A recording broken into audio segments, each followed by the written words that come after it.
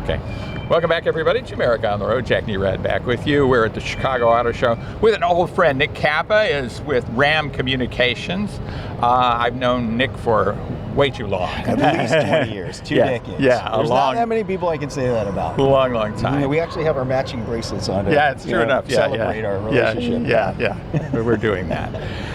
You got a lot to talk about at Ram. Ram, of course, very, very important to your overall corporation, what's going on in the United States, some rearrangement here, some thoughts about, even more competitive pricing, but we can dive into that. But just tell us from a 35,000 foot level where Ram is today. There's really three pillars that we're working from right now. One of them is the sport truck angle. And that is because the fastest growing subsegment, and that means within the trucks and pickups and work trucks, the fastest growing segment within that is sport trucks. So think of off-road bias rigs. So we have the new Warlock Ram 1500. We have the Rebel Ram 1500. We have the new RHO, which is a high-performance off-road truck with 540 horsepower, and it allows you to just basically run over parking curbs all day without slowing down.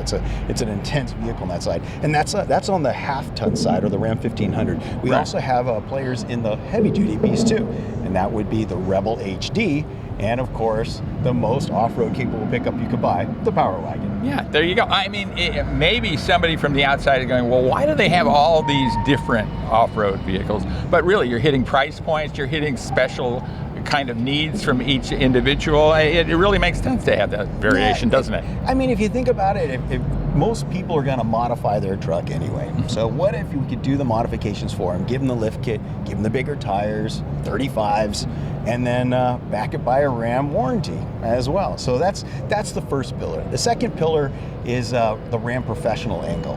So we're gonna push that angle a little bit harder. So we're doing some things with the commercial customers that are gonna help them keep those trucks on the road. And as you probably know, the commercial truck sides, man, they have some pretty astronomical duty cycles. They run at full capacity all the time, and those trucks gotta work.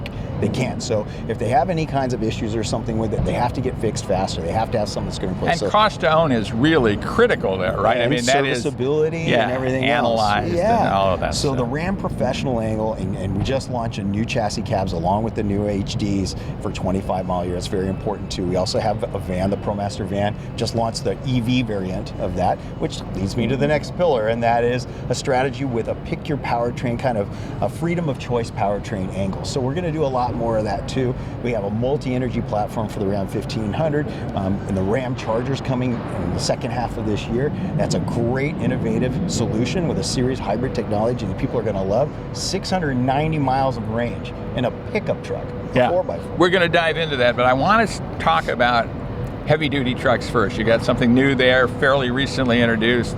Tell us all about that. I'm actually resting my elbow on it right now. Your left elbow. This is the 2025 Ram Heavy Duty. This is the 3500 variant.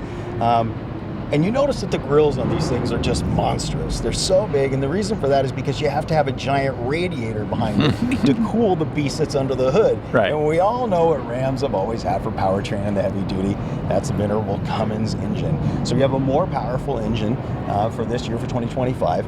And we actually use that same engine now in both the 2500 3/4 ton and the 3500. So the 2500 really benefits from that. Yeah. We also created some fuel efficiency features, so you get the same amount of towing capacity, but we're able to use a lower gear ratio in the back for more fuel efficiency. So that really helps a lot too. These engines are torque monsters, aren't they? 1,075. So you need that radiator to cool. So if you think about 1,075 pound-feet of torque, that's like saying a million light years. What's that really mean? So it's close to 10 times what you get in a normal passenger car. So this truck has almost 10 times more torque pulling power than a passenger car would have. And it has to have that to be able to tow 30,000 pounds, which, by the way, is another astronomical number. Right. It's like 5 African elephants. Yeah, I mean, it's crazy, isn't it? And most heavy-duty trucks, I think, most owners of them tow, don't they? I mean, it's really critical that the towing capacity be high. The heavy-duty segment is not a place where you can just say, well, you know, what's going to cross-shop? A passenger car? Nope.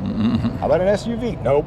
You have to have a tool like this to be able to do this because you have a certain task.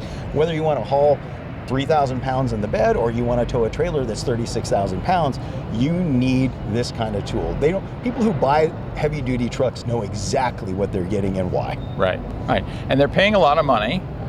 They want kind of luxury features. They're paying a luxury price. They want the creature comforts too, don't they? Well, it's really funny you say that, because if you think about the base model Ram heavy duty, all the way up to the top trimmed out limited, with a Cummins engine, crew cab 4x4, dually 3500, the cost is almost double that of the original vehicle. So there's this huge spread in need and demand, and you have to have that in pickup trucks. You have to have that freedom of choice. People are very specific of what they're looking for. I've got a cousin, he owns an excavation company, and he's got a limited, and he beats the heck out of it. It is always muddy, and I just always send pictures to the designers who cry because they spend so much time making the interior beautiful. Pretty, but he uses that truck, and every bit of it. Yeah.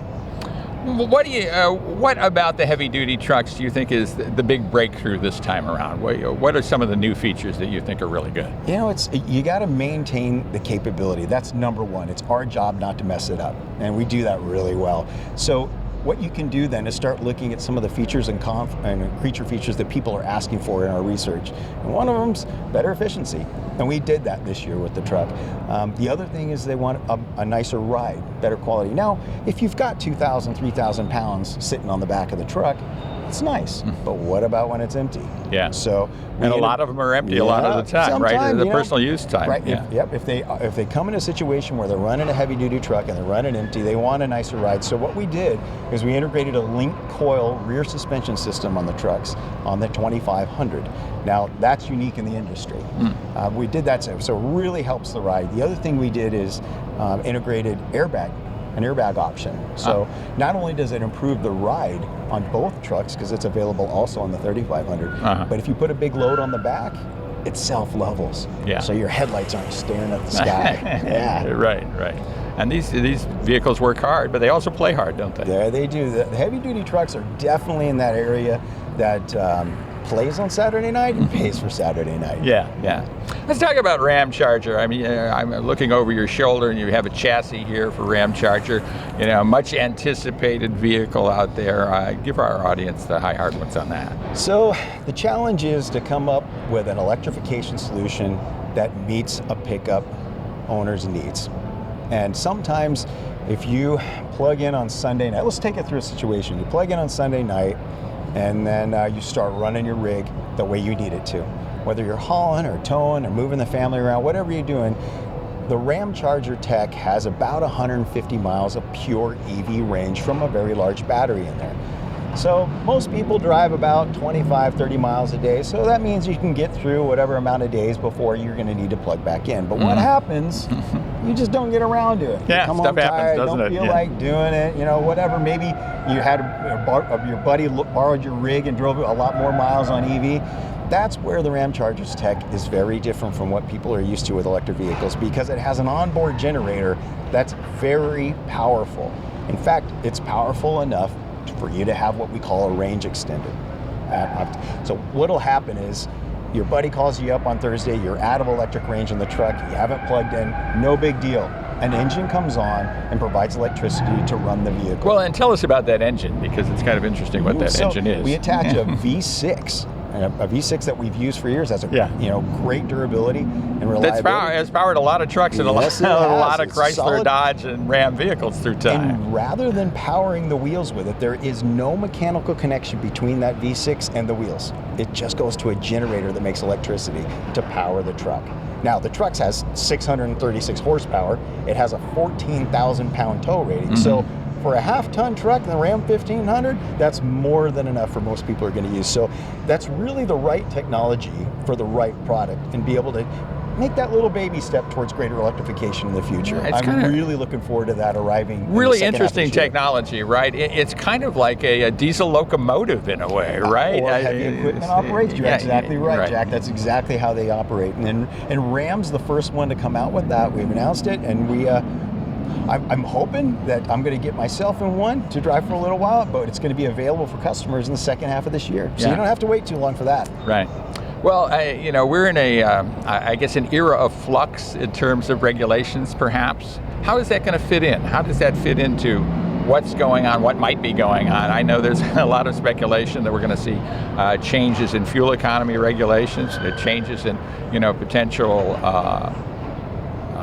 subsidies for electrical vehicles, for example. What's your take? You and I both know after all these years, it's all about the product.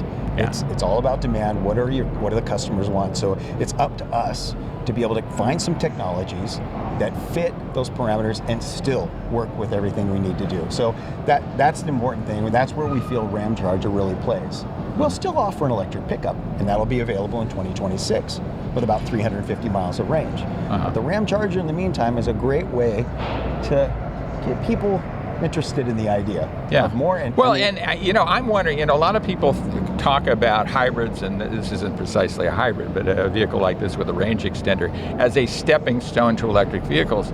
But I'm wondering if that's the destination. It's not, a stepping stone. It is where we should be, a kind of a sensible solution. If the day comes where we can get battery tech down to a better cost, then I'm sure that we could do more with that, especially with weight and cost. Those pieces have to get worked out. But in the meantime, you're exactly right. This is actually something that I think the people will be like, all right, this isn't anything different than what I've had before. I can still fill up the fuel station. Nothing's limited me if I forget to plug in.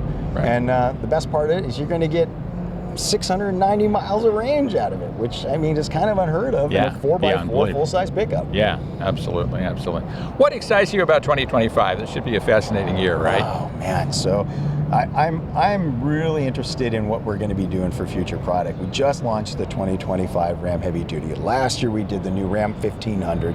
So we definitely we're getting into our stride right now. So the new heavy duties are going to arrive before the end of this quarter. So that's going to help. And we've got a lot that's going to happen between March and December too. There's a lot of new products that are going to be very exciting for the customers on the truck side, I think. And then of course the Ramcharger comes too. So I'm looking forward to launching that. I can't wait to see them all. I drive them all and test them all and talk about them all. Yeah, I started work for the company a long time ago with advanced technology on mind. So having the Ramcharger and what we're doing there, it's an innovative solution going forward. We're really excited about that. So yeah, that along with the sport truck piece and what we're doing for Ram Professional. Exciting times. Yeah. Exciting times. Yeah. Very cool. Well, Nick Kappa, thanks so much for being with us. We appreciate it. Thank you, Jack. Anytime. A pleasure. And stay with us, everybody. We'll be right back right here on America on the Road.